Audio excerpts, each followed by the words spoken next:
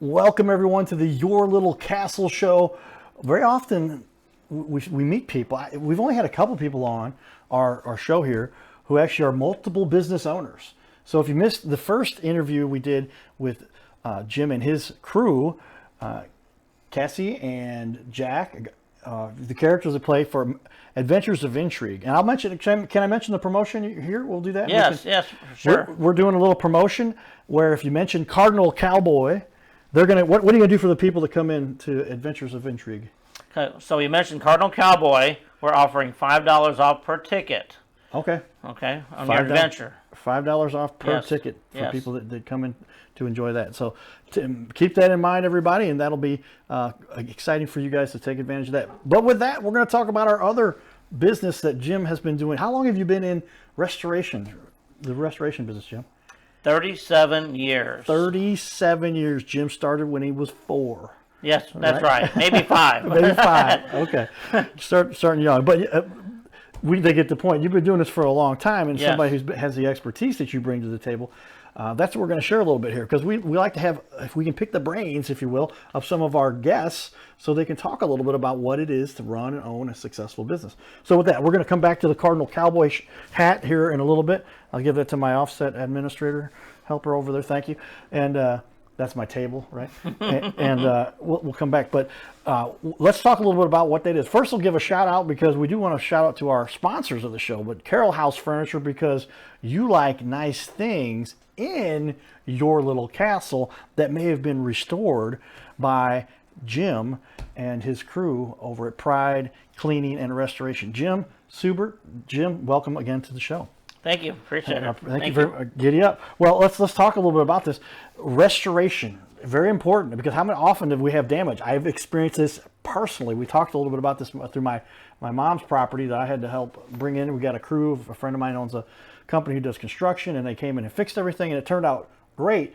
But boy, it was a lot of hassle. And boy, you talk about some of the things that they may or may not cover based on how the thing happened and how you describe what you went through there. So we might touch on that a little bit. But tell me, why did you decide to get into this business? What led you here? And what, this is something that you've obviously done for a long time now. Yeah, so I was in the Air Force. So I Air Force, Navy veteran of 8 years. And while I was in the service, I've always wanted to own my own business. I started being an entrepreneur back in the day. I was 10 years old.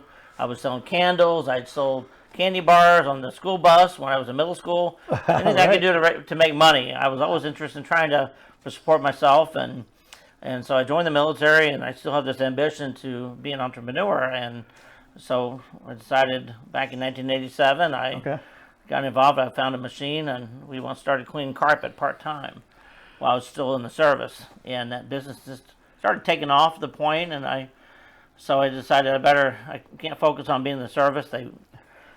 Being in the military, you're available 24 hours a day, 7 days a week, and and so it kind of started. I had to make a decision: either stay in the military full time or do this business full time. So I got out and got started in 1987, and started with carpet cleaning, and it's grown over the years into full scale restoration now.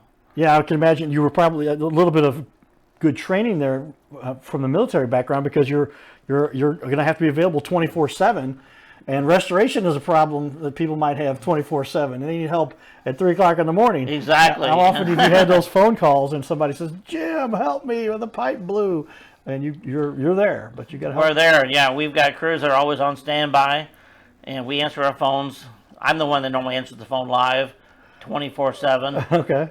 After hours, and we've got crews that will respond at 3 in the morning or Christmas Day.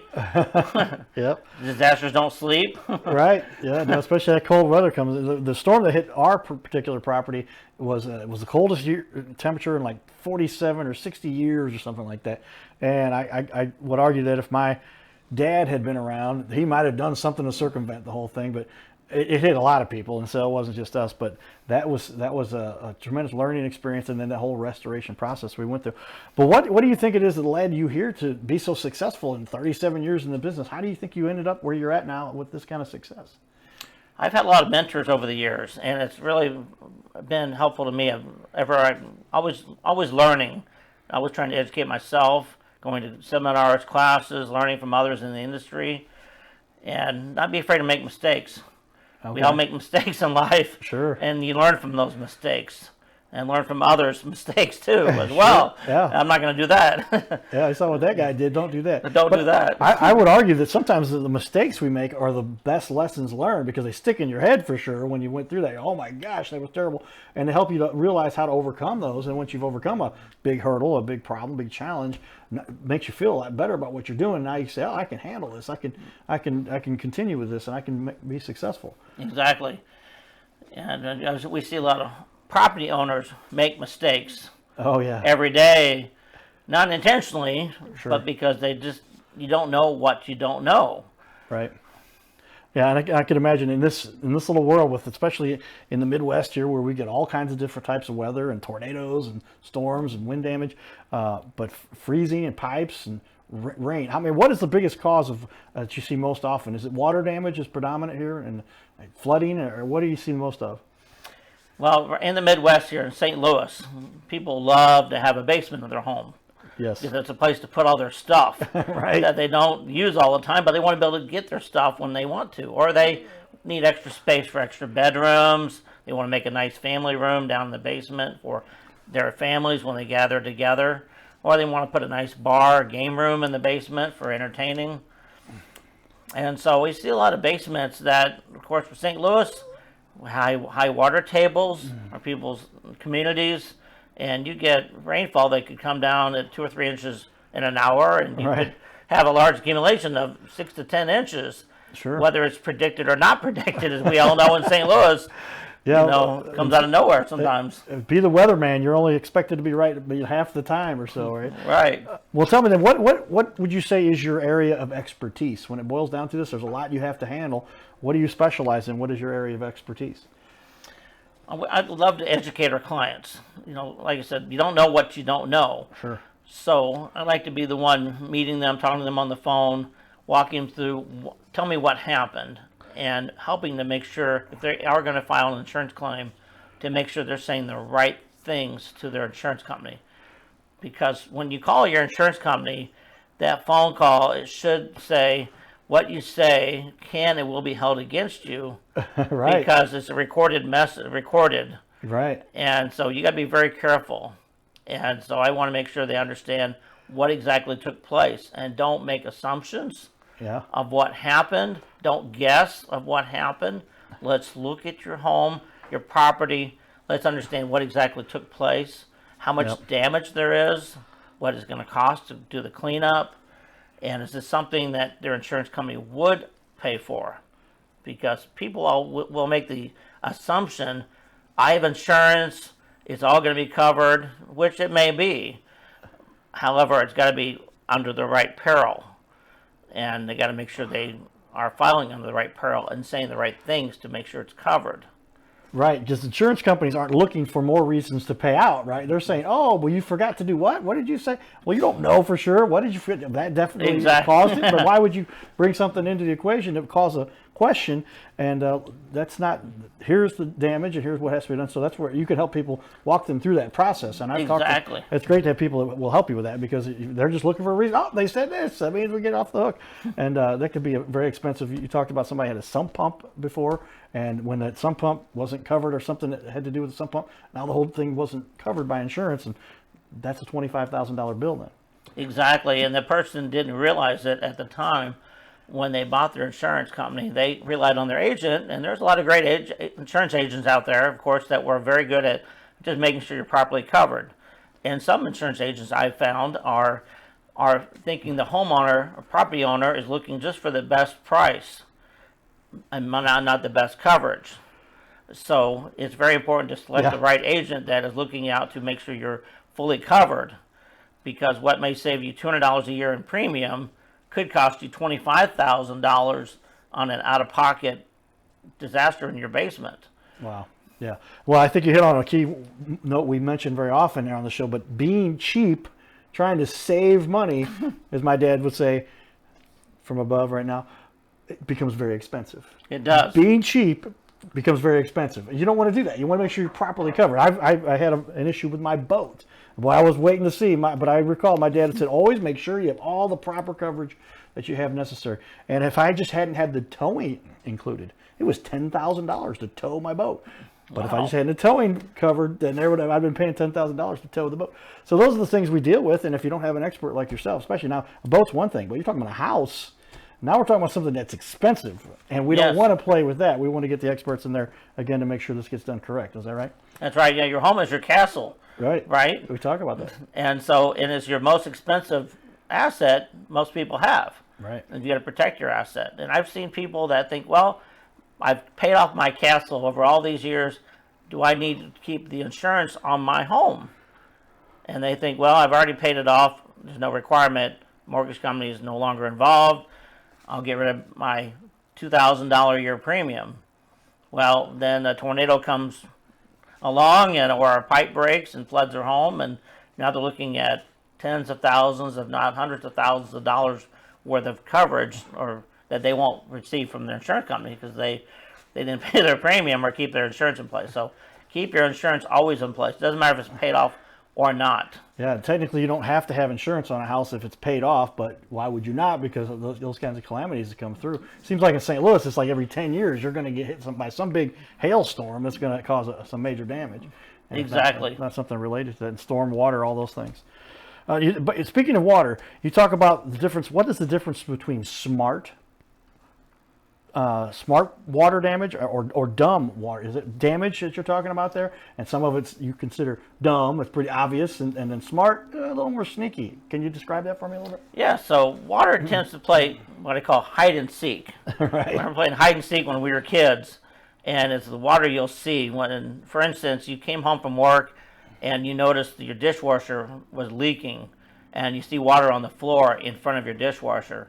So you immediately get your mop out, start cleaning it all up, and thought, wow, I saved a disaster from being a big deal, right? However, what else may be hiding behind the cabinets? The water doesn't always run one direction. It tends to run in multiple directions. And people may not look in their basement or their crawl space and realize that water has been running for several hours. And it could be underneath their floors, it could be behind cabinets. And they don't realize there's a problem until they start smelling something bad, like mold, musty, like your grandma's basement. Yeah. And in your home, and it's like, in the house. That's not good. And then we come in and discover there's water damage, and at that point, the insurance may or may not be covering that because it's now a mold problem, and you don't have mold coverage. Okay. But they do have water damage coverage in most policies. It would pay for us to come out and do a thorough inspection to identify what exactly is wet and make sure it's properly covered and documented to the insurance company, which is they require full documentation.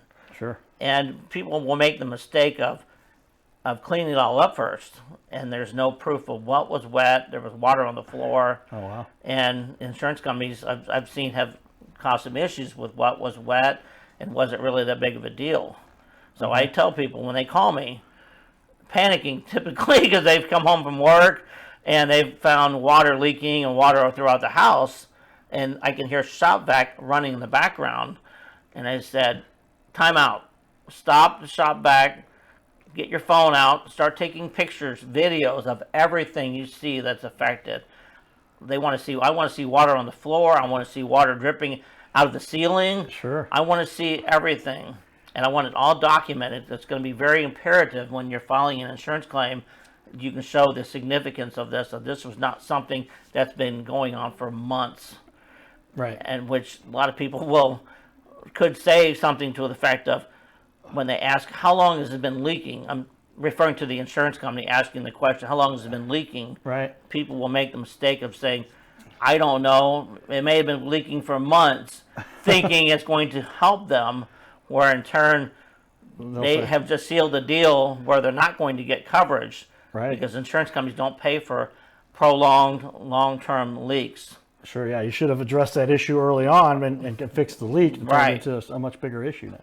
Exactly. And so they're not looking for reasons to pay out money. They're looking for reasons to save money. Exactly. And they can be stingy. Right. They've had a lot of losses in the last several years from disasters around the country, and And so they're not trying to pay out more than they have to. Right. It makes a lot of sense, and you can see where these big issues that can be very expensive. Tell me, what areas do you cover when it comes down to this? What is it that you cover? So our office is based in Soulard area, but we go out about 45 minutes out from. We cover from Illinois, from Madison County, St. Clair County, Jersey County. We'll go to Columbia, Illinois. About a 45 minutes to an hour radius of St. Louis. But we'll go out further. We've gone out to Carlinville. We've gone to even Springfield, Illinois. We've gone further to other clients that really need help. They can't find anybody else to help them. We're doing a job in Augusta, Missouri, which is a little bit of a drive from us, but we're taking care of an 86-year-old gentleman. Couldn't find anybody else, so we're taking care of his house right now. Yeah, so a pretty wide area that you cover. Yes. We were talking about the St. Louis metro area and a little bit beyond that, depending on how you're connected to somebody. But you want to make sure you want to have the experts like yourself in there that will take care of the issue, because if you don't have that expert, it can be very expensive. Oh, it can be, yes. And, I talk about, just selecting anybody. A lot of people will hire their neighbor who is a handyman to come in and take care of their water damage problem. Right. And their handyman may not have the knowledge of where all the water, he'll take care of the dumb water that's on the floor, but not realize that he needs to pull out the dishwasher, pull out the fridge, and really look behind things and see what else may be wet or affected. Yeah, water tends to stretches anywhere that it can go, right? And and gravity will pull it through a number. I've even seen water, it goes up certain, especially wood, I guess it does it sometimes, because it goes through the fibers, and the wood will crawl as far as it can get anywhere and cause damage in places you never would have expected. Right, drywall, when you think about drywall is actually paper and chalk in the middle of it. Yeah. Very absorbent. So you can have just about less than an inch of water on the floor, but over a few days it can soak up a foot or several feet up the wall. And people are really amazed, especially in basements, when they've had a water damage. It may have started that morning, and I get there that when they call me, they come home from work. Carpet's wet, carpet is sitting against the wall. The drywall looks perfectly dry. You can't even tell there's any moisture on it, but we use special meters that will be able to tell us exactly what areas are wet. We use thermal imaging cameras too that will actually tell us where the moisture is. So we'll be able to walk through it pretty quickly and tell you what's wet. Because you'll have the obvious damage with the ceiling that may have caved in. Yeah, right. And that's pretty obvious it's wet. Yes. Versus there's other areas that it didn't look wet, but we'll do a thorough inspection of the property just to make sure we've identified all the water damage that may be present, and then know what we can dry and what needs to be removed and be replaced. Yeah, because this is one of those deals where you get one shot at this, right? They come in and they say, all right, we're covering all this stuff. If you want to start filing up with extra stuff, you better have some good documentation to show that there's other things to be covered beyond what you initially. And again, they're not looking for more things to cover. Right. They're looking for less, right? A lot of people will make a mistake, Carter, about they'll find, I'm going to call my insurance company first, and I'm going to wait to see if they're going to cover this before I do anything. Well, unfortunately, insurance companies get busy. And these adjusters are handling multiple claims, especially during a big disaster, a big area where you have a lot of rain. So they're out meeting other clients, and people are afraid to have us come out. But no, you have to protect your property from further damage. So it's very important for us to get there and evaluate it, document it, and know what's wet, because they want you to get started before, because they don't want mold to grow in your home. Yeah, they don't want more damage just because you didn't address what was going on. Right. Well, tell me, what is the first thing a person should do if they experience water damage? I would get your phone out and start recording everything. You want to document with lots of pictures and video. You want to show what you know is damaged. And you also should not throw anything away of value. So if you have a $1,000 rug laying on the floor and it's soaking wet, and you don't want to pick it up, throw it in your truck, and then haul it to the dump and get rid of it, and try to claim it on your insurance down the road when you have no proof that was even there in your house and it was damaged and what it was worth. So keep everything, document it, contact us first before you even call the insurance company, because we want to know where the water came from. We'll be able to figure that out for you pretty quickly, and also help guide you through what you should be looking for in your insurance policy, things that you should look for, and questions you should ask your agent before they actually turn the claim in. A lot of people don't realize that if you turn a claim in, and there was zero coverage for it because you didn't have that rider. For instance, sump pump drain backup coverage on your policy, which is additional. But you submit the claim. If the insurance company pays $1 or pays nothing, it still counts as a claim. Oh, wow. Which could cause issues with your renewal rates. Right. Could cause issues with covering claims, and your rates could go up. So contact us, get all the information, make sure we know what's going on, and you're able to make an educated phone call to your insurance company and know if it's going to be more than your deductible, or if it's less than your deductible, then you don't have to worry about a claim then. Just pay it out of pocket. Wow, yeah. And as you say, call you before you call the insurance company. You'll come out and give somebody an evaluation. Is that something you'll do for free? Yes, we'll do that even for free. And that's important because you can say, hey, yes, you have a claim. Let's go ahead and forward with this. But why would you call the insurance company first and then call you? And now you got to say work back against what they've already tried to say. Hey, was this the right time? Was it covered? What did you say? You left the water running? Right. And people think too, I'm going to call my insurance company. I'll let them send somebody out to take care of this damage because the insurance company knows the best.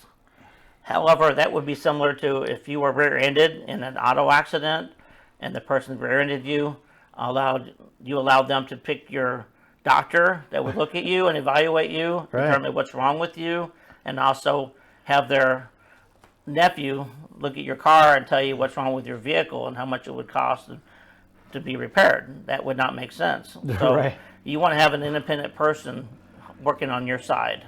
Very true. To help you with your home. You're on the side of your client, and you're going to make sure and looking out for them. Exactly. In their best interest. Well, then tell me, when should someone call their insurance company? There comes a time you say, hey, should I make this claim? When should somebody go ahead to make that call to the insurance company? So once you know the areas affected, how much, look at your deductible. This is going to be over your deductible or under your deductible for all the damages. You know, have you had several claims in the past? Are you concerned about are you going to be canceled? Also, you want to know, is this even covered? So it's very critical to know, is this even going to be covered on your policy? You can call your agent, look at your policy, look at your deck page, and know what you're covered for, and to know all the facts. And then you can call the insurance company once you're ready, and you have that information up front. You know what it is. Right, very important again to make sure that you have essentially lining everything up to make sure that this thing gets addressed properly. With that in mind, what are some of the reasons that insurance companies deny a claim? They're not looking for a reason to pay out money. Right. But what are some of the reasons they say, oh, here we got, what'd you say? Say that again. Record that into the microphone. All those calls are being recorded. What are some of the reasons claims get denied? Oftentimes because people, it's not what you say, but how you say it sometimes. So by saying my basement is flooded, well, if you don't have a flood policy, that could be denied. Okay. Or you had your sump pump was not working, okay, but you told them, well, I think my sump pump wasn't working before and I just didn't get it fixed. Or the water, I'm not sure where the water came from, but it may be seeping in from around the walls, which is not covered. Or I think it came in from outside, and you start making all these different assumptions. We get there and we find out, well, actually your sump pump quit working because there was power was out for a while, and now it's back on, it's working. Or there was a rock that got stuck in it, right? And we were able to get it fixed, and now it's working okay. Or there was the issue with you had a pipe break, and you told the insurance company that you turned your power off to your house while you went out of town on vacation, and there was a hard freeze. Right. And you didn't keep your heat on, which is another no-no. You got to keep your home protected from further damage. If you're going to turn the heat off, drain your water lines out, turn water off, and make sure your home is protected in case there's something happen while you're gone. Well, a lot to deal with there. So when you're helping the community and you're looking out for the average consumer, that's when we put the cowboy hat on, because that's what we like to represent. The common man, the cowboys out there trying to make everything work and get through, but you're really looking out for them. What is the most common type of water damage and cleanup that you have to do for homeowners? Let's say everyday plumbing issues. When we think about our homes, our properties, our buildings we own, water is under pressure in your home every day, whether you're using it or not. When you turn the faucet on, your water is on demand, right? Right. And you have water lines that are connecting to toilets, sinks, washing machines, dishwashers, refrigerator, ice maker lines, you name it. All these things are connected to water lines in your home. And so these things can break and rupture at the drop of a hat. And if you're not home when this happens, it could be a major problem for you. So everyday issues, these things will leak. So you've got to make sure your lines are working right. Walk through your home and property and just make sure you don't have things leaking. And sometimes they will give a notice. They'll start seeing corrosion build up around your fittings. It's a good time to get it replaced. Water heaters that leak, and they're 15 years old, it's probably time to replace the water heater. Before it does, it will go out on its own. And you may not be at the home or property when it happens. Right. Well, there's a lot of things to think about. As you talk about just these fittings and every little pipe that's connected, take note, everybody. Those are the things that can fail. I'm thinking about all that. And there's water always. They put the water up in those towers to create the pressure by gravity, right? It pushes it out through your pipes. And if you're not ready for that, then what are you going to do when there's one of these pipes blows? And that's something you must be wary of. Wow. All right. Well, we're in the Midwest. People love to stay in their basement or store stuff in their basement or live in their basement. What are some of the issues which you've seen with basements? I've seen people that store things in their basement. They put things in boxes. I've had people store their baseball card collection and set it. As a big baseball fan, of course, you imagine your years of collection sitting in a cardboard box, sitting on the concrete floor back in the storage room, right next to the sump pump area or the drain, and the drain backs up, the sewer drain backs up, and everything is affected. And we've had these torrential rains before. For instance, University City a couple of years ago had homes were flooded, not just a few feet. We had basements that were full to the top, and there was actually 2 feet of water in some homes on the main level of the house. Holy cow. So everything was ruined in the basement. And so I see people store things on shelves. Don't put anything in the basement that's of high value. If you do, of course, take pictures of everything you have too. Is another thing you should do. Wow. Okay, everybody, we've zoomed through this first half hour. We're giving Jim another half hour to talk some more about the tips and things you need to know. We got to first question I'm going to ask him in the next show. What is one tip you would offer to everybody when they're going through something like this, or to make sure you can avert some of this, because these are problems that they can be very expensive, obviously. And we're also going to share a little bit more of his reviews. Jim's got great reviews from a long period of time. He's a 4.1, and even that was a couple guys that threw in some bogus reviews.